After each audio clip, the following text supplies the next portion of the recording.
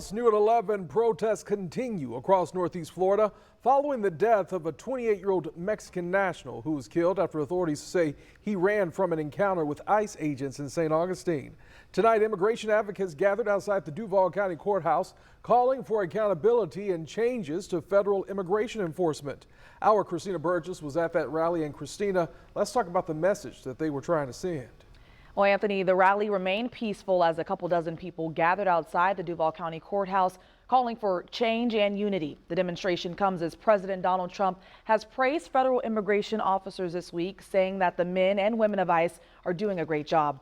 What do we do? Stand up like that. It's time to, hit the streets and demand justice. Demonstrators stood in front of the Duval County Courthouse Thursday evening, demanding answers after a 28-year-old Mexican national was killed during an ICE encounter in St. Augustine. Florida Highway Patrol says the man was hit by a semi-truck after running from ICE and Homeland Security investigation agents along State Road 16 on Tuesday. The Jacksonville Immigrant Rights Alliance organized the rally, calling for an independent investigation and accountability. We cannot just let a member of our community,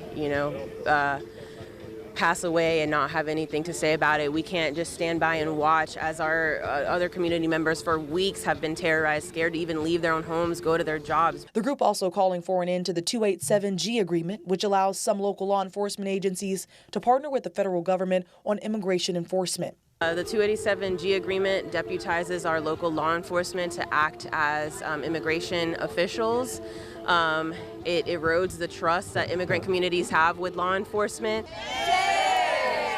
Among those joining the rally was congressional candidate LaShonda Holloway, who called for greater oversight of federal immigration enforcement.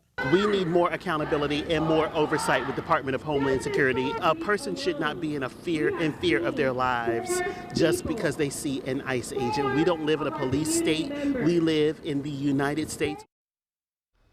And the group says that the man's death marks the third fatal incident nationwide that they believe is linked to an ICE encounter in the span of a week. The Department of Homeland Security has confirmed it is investigating this incident that resulted in this man's death. We have reached out to Republican lawmakers for a comment on this ICE-related incident. At this time, we have not heard back.